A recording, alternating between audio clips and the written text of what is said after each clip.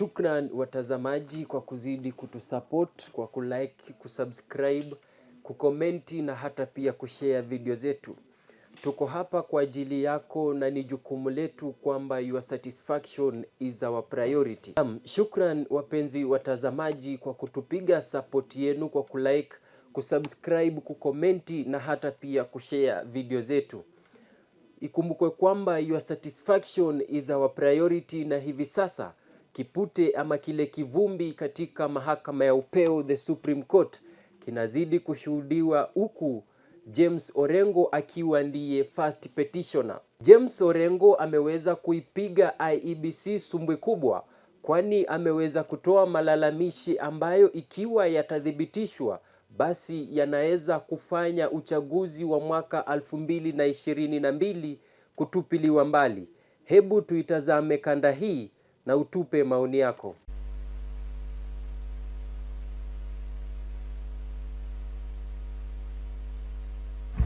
It may please the court, I'm going to deal with the issue number 6 amongst the 9 issues that were crafted by the court for purposes of determination.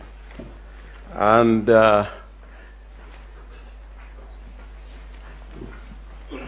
yes, and my learned friends, Mr. Firoz Norji, will deal with the issues captured in number 8 and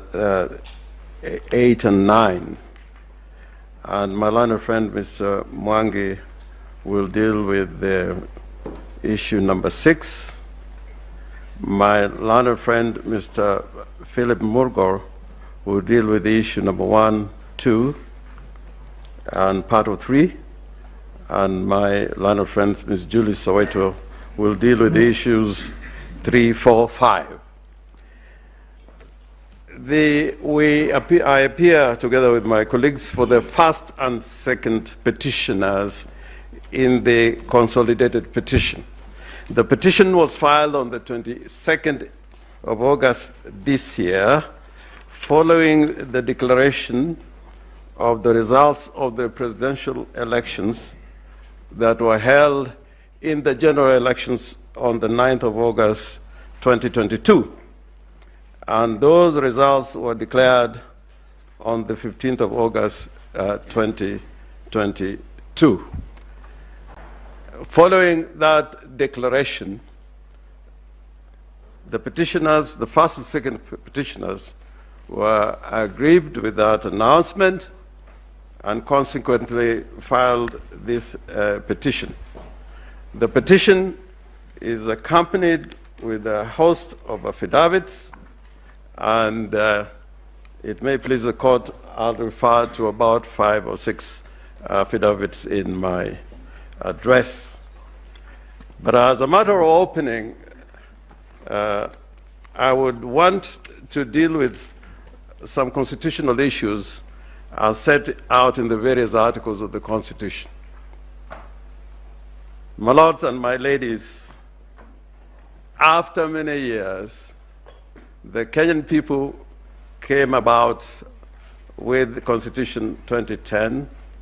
They enacted this, the Constitution 2010, and as opposed to the previous occasions, we had a constitution which was enacted by the people, in which they declared their sovereign authority. Therefore,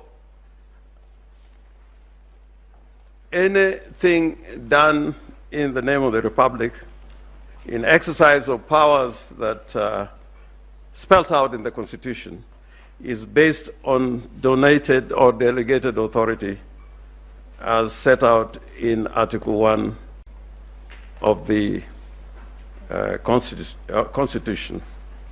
Now, my lords and my ladies, it is important to put into consideration Article 2 on the supremacy of the Constitution, together with Article 3 which talks about the defense of the Constitution.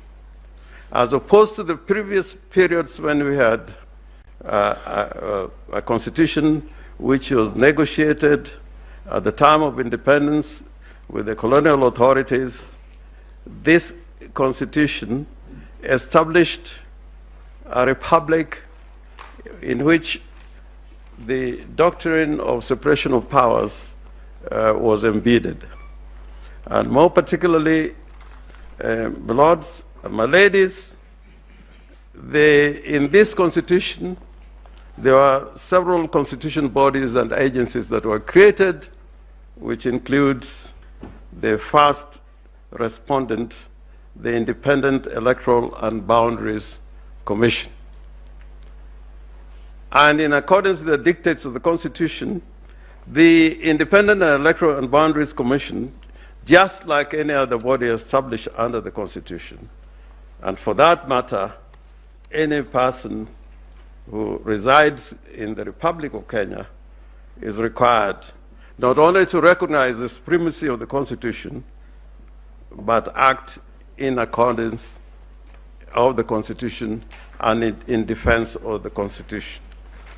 Under Article 249, all independent offices and independent commissions are required to respect the sovereignty of the people and also to promote constitutionalism. This is important because Article 249, as read with Article 88 of the Constitution, which vests powers on or to the Independent Electoral and Boundaries Commission, requires that those powers must be exercised in accordance with the Constitution. Now, my lords and my ladies, the story that emerges out of the events that occurred on the 9th of August this year, and subsequently following to the 15th of August, upon the declaration of the Constitution, of the elections, the presidential elections, goes contrary to the established provisions in the Constitution, and will enumerate those violations at the appropriate time. But in opening, I want to say this, my ladies and my lords, that this grievance that we place before you, the highest court in the land, is not just a conspiracy theory. It is not just any ordinary event. If you look at the evidence that is placed before you in totality, we invite your lordship to come to the conclusion that what happened on the 9th of August this year and the subsequent events that followed on the 15th of August mark a pattern of violations against the Constitution in order to undermine the authority of the sovereign will of the people, and in effect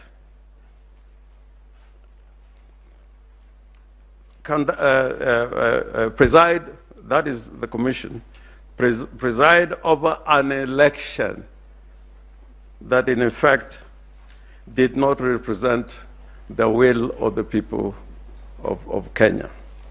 Now, in saying this, my ladies and my lords, you will be taken through a host of evidence borne out in the affidavits that show clearly that the Electoral Commission, just like they did in 2017, did not preside over an election that was in accord with the requirements of the Constitution as laid out in Article 81 of the Constitution. Article 81 of the Constitution requires that an election held in the Republic of Kenya should abide by the general principles set out in that article, and more particularly, Article 81, Article 81E, that the elections must be free and fair, and Roman 4, the elections must be transparent, and Roman 5 of that article, that the election should be administered in an impartial, neutral, efficient, accurate, and accountable manner. My lords and my ladies, I want to emphasize the words accurate and accountable manner. And those provisions in Article 81 read together with Article 86, which requires that at every election, the Independent Electoral Commission shall ensure that whatever voting method that is used, the system is simple, accurate, again, the word accurate, verifiable, secure, accountable, and transparent. And more importantly, that the votes cast are counted, tabulated, and the results announced promptly, and that is at the polling stations. My lords, you would notice that as we appear before you today, we have something that has never happened in this country, that you have a commission that is divided right in the middle. That speaks to a dysfunctional constitutional body that is not capable, leave alone the transgressions that we are going to talk about. But we are talking about an electoral commission that is dysfunctional and cannot be able to preside over an election that would give it the stamp of legality and legitimacy as spelled out in the Constitution. And I think that is a matter that this court should not disregard. And we'll come to that a little later in our address. Indeed, the Tower of Babel has been brought down by the appearance of two factions within the Commission before your lordships and my ladies. And this, in event, has created a situation where no Kenyan can believe that the pronouncement of the first, of the ninth, I think the second respondent, Mr. William Samoei Ruto, as president-elect, came out of circumstances as envisioned in the Constitution of the Republic of Kenya.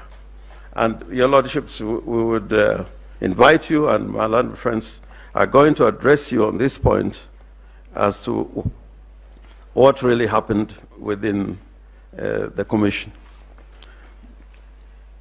Now, coming to the subject matter that I'm going to address you on in the question of the issue number 7, that states that the declared president-elect, whether the declared president-elect attained 50% plus 1 vote of all the votes cast in accordance with Article 138, sub-Article 4 of the Constitution. We want to persuade you that the second respondent never attained that constitutional threshold.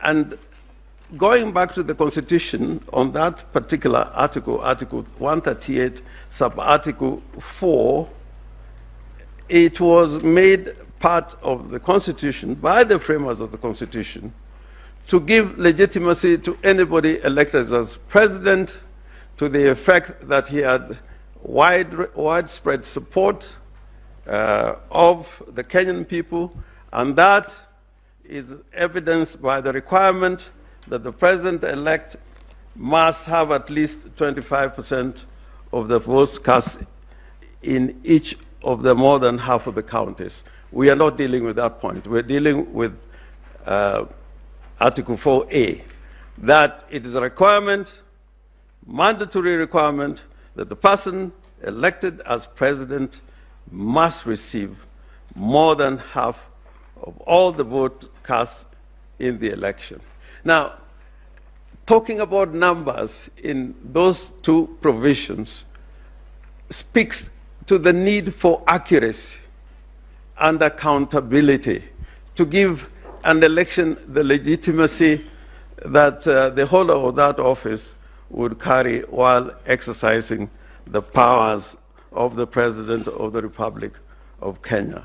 And it's not an idle matter, because we went through an experience, before the enactment and proclamation of this Constitution, that a person would be elected by way of a simple majority, and in circumstances in which you would find that the person elected as president did not garner more than half the votes which are cast in a presidential election. So this is an important matter. And the difficulty about this particular article is that it requires, at the end of an election before the declaration,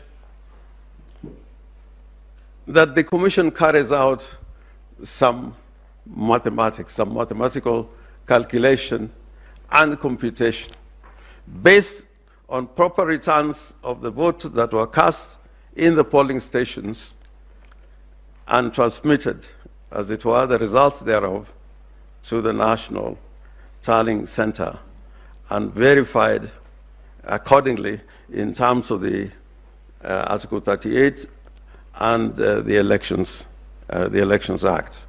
Now, my lords and my ladies, my starting point would be the fact that in this election, it was declared that, and that is found in paragraph 7 of our petition, that the second respondent in the declared result garnered 7,176,141 votes, which according to the Electoral Commission represented 50.49% of the votes cast in the election. Now,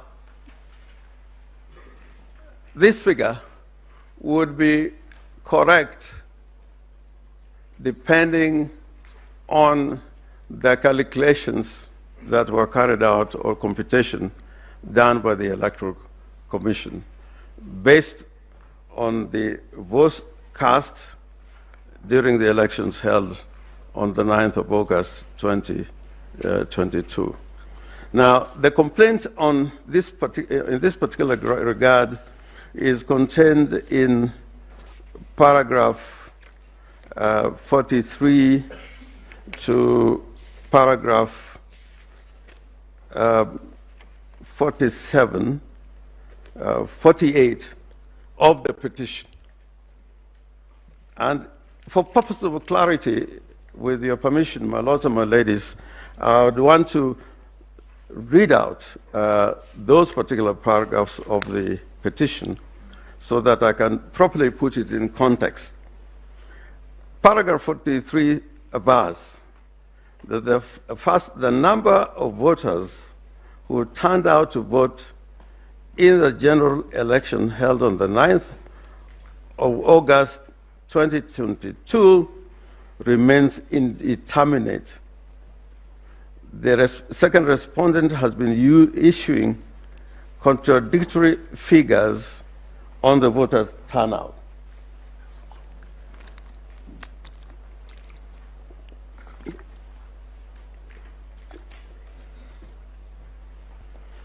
On the 9th of August, 2022, on or about 1600 hours, 1 hour before the close of polls, the first respondent reported through various public news media outlets the voter turnout around the country was fairly low and was at an average of 52% of the registered number of voters. On 10th of August 2022, at or about 13 hours, in his first media briefing to the public following the close of polling, their second respondent announced that the total voter turnout in the general election as captured in the electronic voter identification kits, that is the KIM kits, was 65.4%, equivalent to 14,466,779 voters. Roman 3, the second respondent, however, indicated that he expected the above number to rise once the number of votes identified manually was taken into account. Contrary to the above declaration and reasonable legitimate expectation, the final voter turnout captured and declared in the final results of the presidential election in Form 3C is stated to be 14,213,137 votes, which is absurdly lower and not higher as anticipated. Notwithstanding a computation using addition of the valid votes in figures for the presidential elections, candidates in the aggregate results shows that the total number of valid votes is 14,213,027. Now, my ladies and my lords, the first point that is being made there, that if you look at the results as announced by the Electoral Commission and what is stated in Form C as the turnout of voters, and that is 14,213,137 votes. If you compute or add the number of votes cast for each candidate individually, that is the petitioner, the second respondent, and the two other candidates, that the figure that results is not the figure that was stated in Form 34C. The figure is 14,213,037. That is the first point.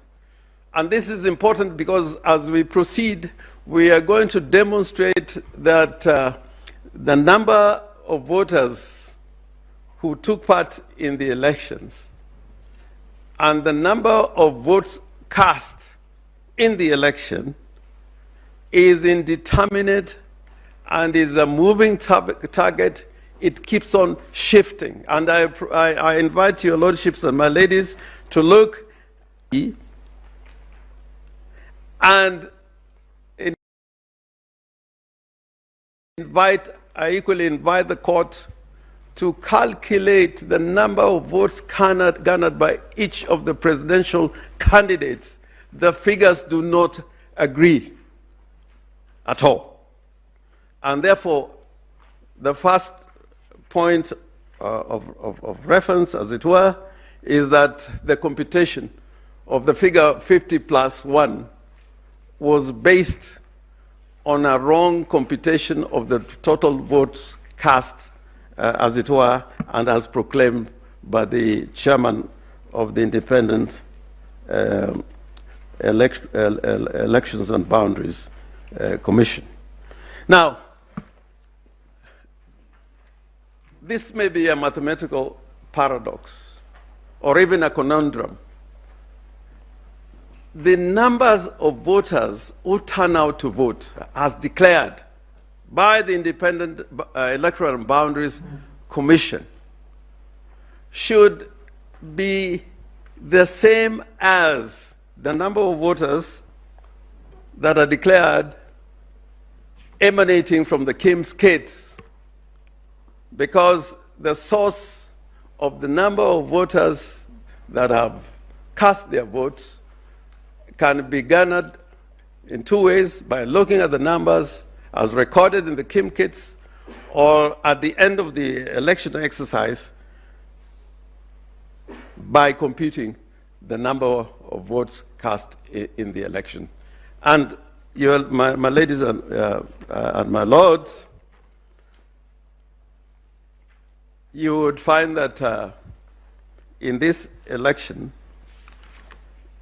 again, if you take the number of votes, or rather of the voter turnout, which was 65.4%,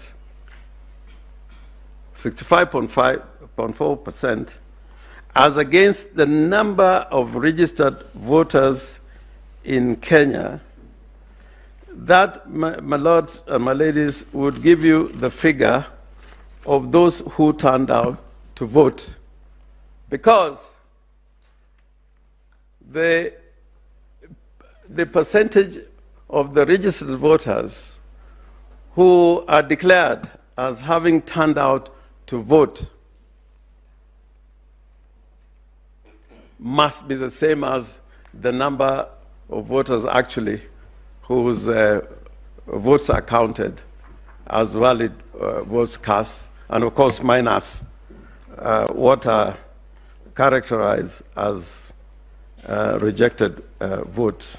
So, my lords, if you look at that particular point, and we're going to go through this one, you will find that the chairman of the Electoral Commission, in his announcement of the final results as borne out in Form 34C, and his announcement of the turnout of voters, which is recorded as at 65.4%, is at variance. And therefore, his calculation of the results based on the percentages cannot be correct. In this exercise, I invite you.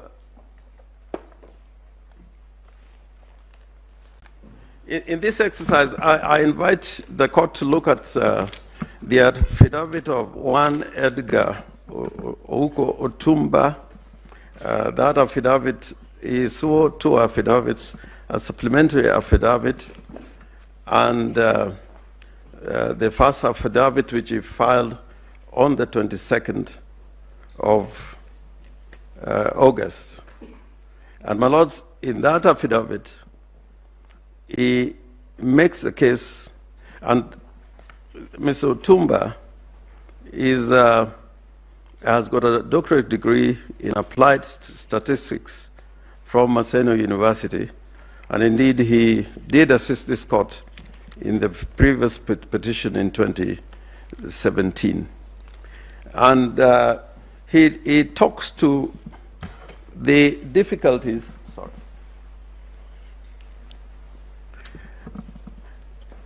that confronts us in terms of the various announcements that the chairman of the Electoral Commission made. And he states that on the 9th of August 2022, the respondent issued a communique, that is on paragraph 10 of his affidavit, on the day of the election, that the total voter turnout at 4 p.m. nationwide was at 56.17%. And that statement update is annexed to the affidavit sworn by the second petitioner, Madam Martha Karua. Then, at the close of the voting, the first respondent again issued a statement that the total number of voter turnout, based on the KIMS kit, was 65.4%, which culminates in a total of 14,466,779 votes. And that communique is borne out in the affidavit again of the second petitioner. In an affidavit that is sworn on behalf of the petitioners, first and second petitioners, Mr. Nyangasi Oduo, in his affidavit, he talks to the Form 34C, and I'd refer to this earlier, where the total number of vote cast is 14,213,000. Now, the same Mr. Edgar Otumba saw a supplementary affidavit on the I think this affidavit was sworn on just a minute. On the 20th of August 2002. And I invite you, my ladies and your lordships, to look at this affidavit, because it analyzes several scenarios, including scenarios where the rejected votes are not computed, and scenarios where the declaration made by the chairman of the Electoral Commission as to the manual votes which were cast, which were recorded 86,889, and where those votes recorded as manual votes are computed together with the votes that were transmitted electronically. And then scenarios that would include the constituencies where the votes were declared later, including Ella's constituency. Now, the central point, and I want to make this point again, that the case that we are trying to make out is that if you look at the declaration made by the chairman as to the voter turnout, that will give you, as a percentage of the total number of registered voters, it will give you the number of voters that turned out to vote in the election, as opposed to another way of arriving at the same result, simply counting the number of voters that were recorded to have voted and cast their vote in the election. It is an equation that must agree in a mass submission. If the total number of voters that take part in the election do not agree with the votes that are counted as cast in accordance with Article 138(4), if they don't agree, then it means that the results of that election are not accurate, they're not transparent, and they're not accountable. And therefore, I'm inviting your ladyship and your lordship to go through this affidavit of Mr. Edgar Uko Otumba, because he lays out clearly there's several scenarios in which it is quite clear the second respondent, one William Samoei Ruto could not have garnered 50% plus one of the vote cast in the election. And since all that is in our submissions and is in the two affidavits that I refer to, I invite your ladyship and your lordships to go through, and you find that it is indeed very compelling, the analysis given out by Dr. Edgar Otumba. Now, your ladyship and my lords, I'd also invite you to look at the affidavit of one Celestine Anyango Opio,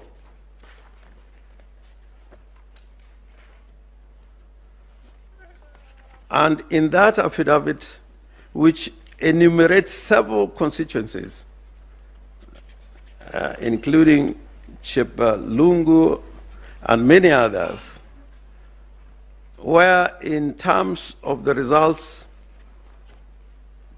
as transmitted to the public portal, there was a systematic deduction of the votes cast for the first petitioner.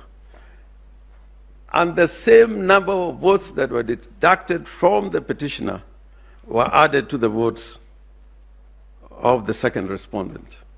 And the unique thing about this scheme is that the number of votes cast, the total number of votes cast, remained the same.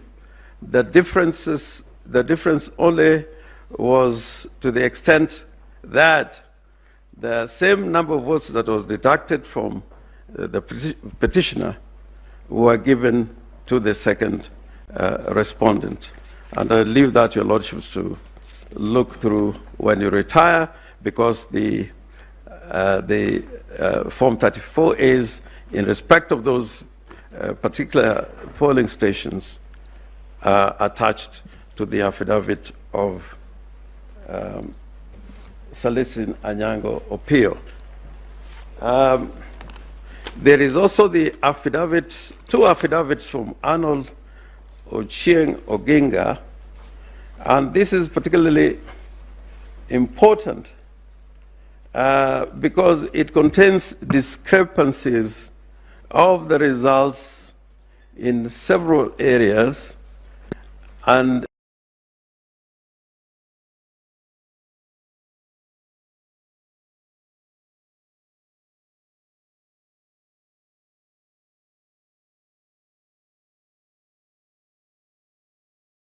totality would affect the results of the elections. In paragraph 16,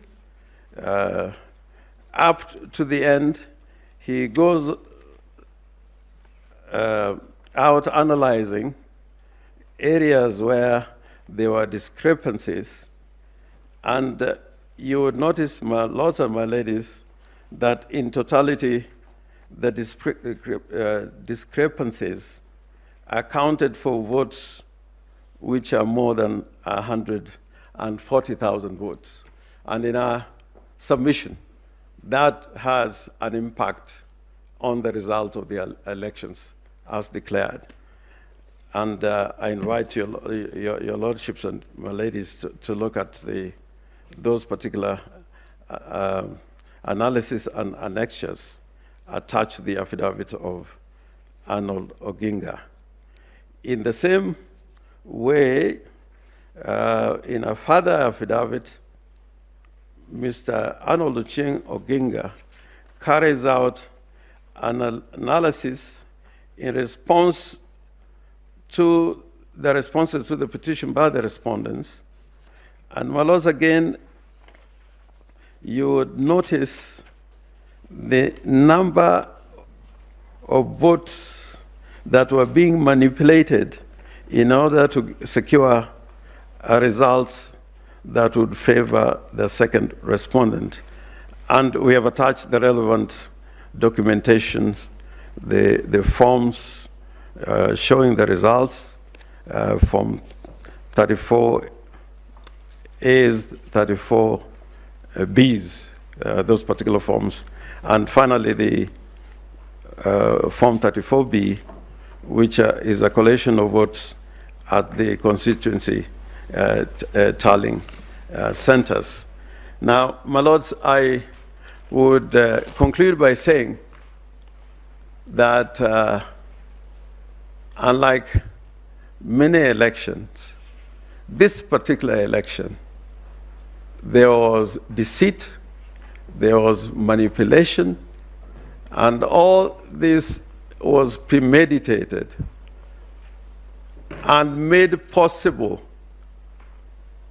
by the attack, if I may put it that way, on the IT structure and system of the Electoral Commission. The way that the Commission was able to deal with the forms when uploaded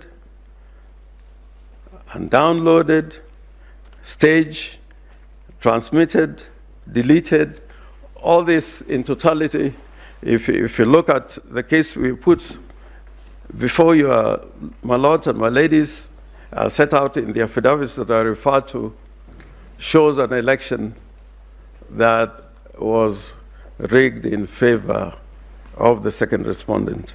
And on that basis, my lords, we urge that you nullify the elections on the basis of the fact that the second respondent did not attain more than 50% plus one of the votes cast in the election. I thank you. I now invite Ms. Julie Soweto to deal with the second limb of our submissions.